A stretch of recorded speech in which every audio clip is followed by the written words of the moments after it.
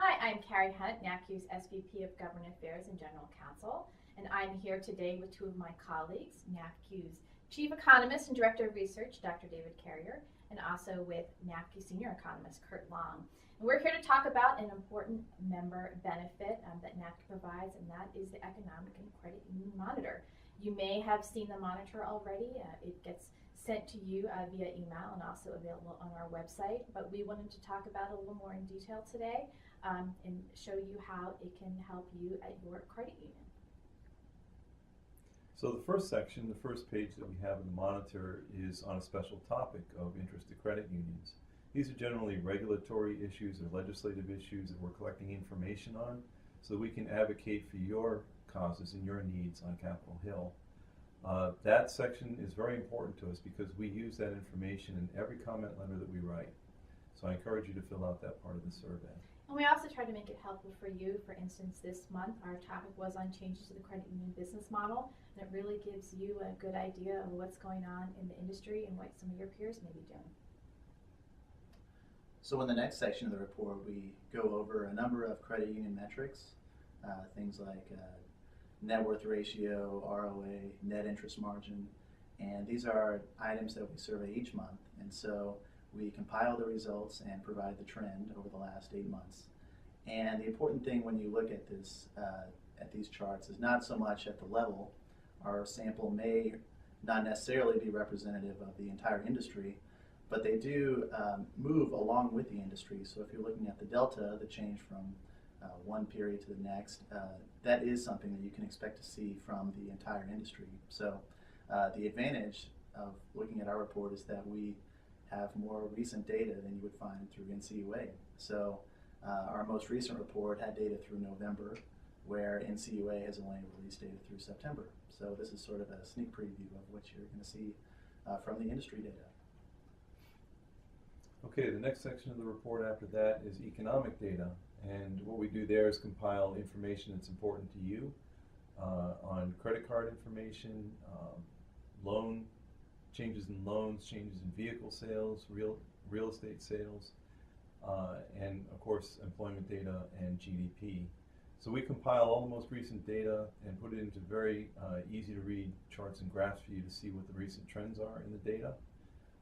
In particular, I wanted to mention the employment section of that page of the report, because what we do is we break out trends in employment data into the unemployment rate. So the unemployment rate dropped precipitously in December, but it was due to a contraction in the labor force. So we actually show what the trend was in the labor force as well as what the trend was in payrolls. So you can see why it was the unemployment rate dropped so much. So that's information that we provide. All the economic information that we feel is most important to you is all on one page of the report. So you can just look at that one page and know what's going on in the economy. That's fantastic. So the next part of our report is the regional outlook. So in this section, we take all the respondents' expectations over the past 12 months, and we collect their responses and create an index. So that index goes from negative 100 to positive 100. Negative response indicates that they're expecting a slowdown in the variable that we're looking at. So we look at things like loan growth or delinquencies, and that scale goes from negative 100 to positive 100. So it indicates not only the whether they're expecting a slowdown, but also the whether it's a majority of respondents who are expecting that. So then we take that outlook and we break it down regionally. So you'll notice that the outlook in the Midwest is very different from that in the Northeast. And finally, we have 3 consecutive months of indices.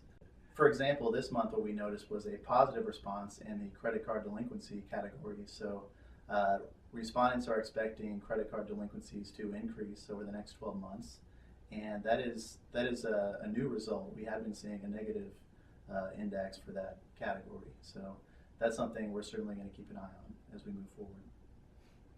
And it's important to see also that that's broken out into various regions of the country. We have 5 different regions of the country that we break it out into. So you can see what's happening in your part of the country. It may be different than what's happening in the nation as a whole.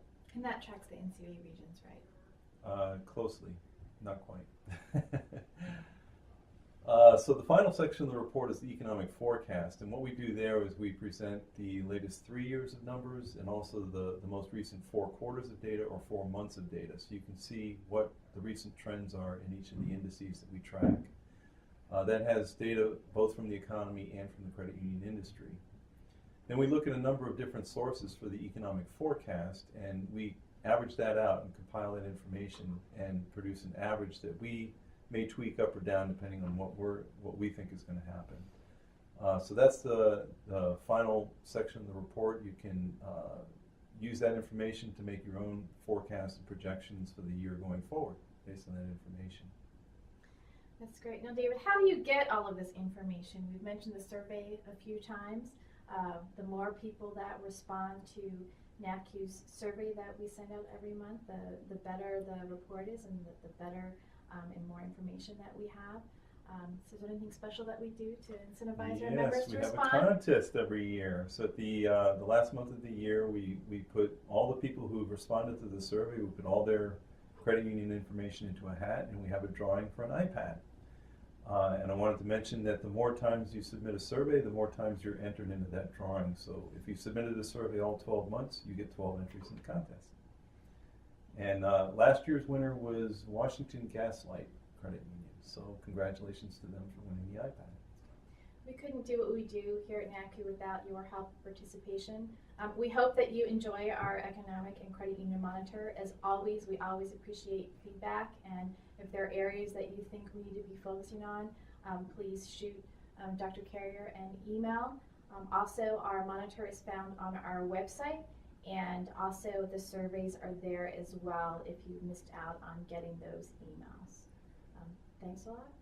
And you can find all that at nafcu.org/research. Thank you for what you do.